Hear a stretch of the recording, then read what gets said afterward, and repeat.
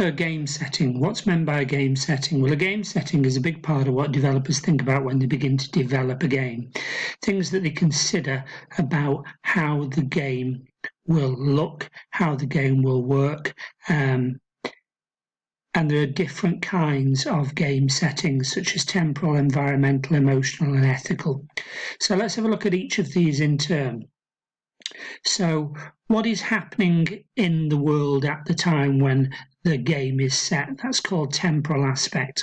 So say, for example, it's set in a certain time period, then say, for example, Call of Duty set in World War II, then you've got to match the items, the entities, the look, the feel, the uniform, the weapons, the world around the characters, the world that the player plays in has got to match World War II. So it's got to match 1939 to 1945. And if it doesn't, it won't have a realistic look. So a temporal aspect is where you match the surroundings, you match the world and everything that's happening in that world to a time period, if indeed there is a time period associated with the game. Environmental aspects are things like weather, trees, plants, animals, anything environmental that's going on around the game. So anything natural around the game. So to make the game seem like living, breathing world that characters live in, it's got to have natural aspects to it. For example, Grand Theft Auto, Witcher 3, Red Dead Redemption, etc. There's dynamic weather systems around. So as well as trees, as well as grass, as well as plants and animals, etc., there's also weather. So everything wraps around, everything encompasses in the natural world, the natural settings around those players to make it seem as if it's as realistic as possible. And the weather, say, for example, may change. So you may have to adapt to that, and then that adds additional challenge and realism to the game.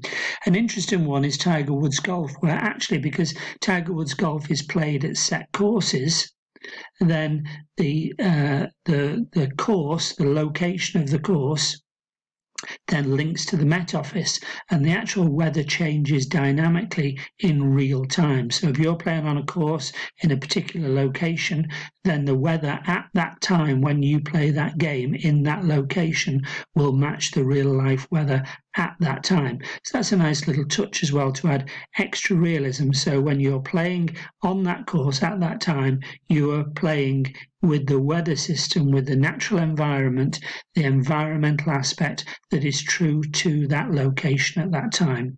Emotional settings linked to the game's narrative. You usually get an emotional response from the player. So say, for example, in Days Gone, the world has been destroyed by a virus, mutated, and there's only a handful of people left alive, and the player controls a man 2 years into the apocalypse, searches for his presumed dead wife in the world. Such an emotional setting then means that the player becomes connected to the characters in the game, so they get an emotional link to the player and feel for that player, and that immerses them in the game and tends to make them enjoy the game and engage with the game to a higher degree.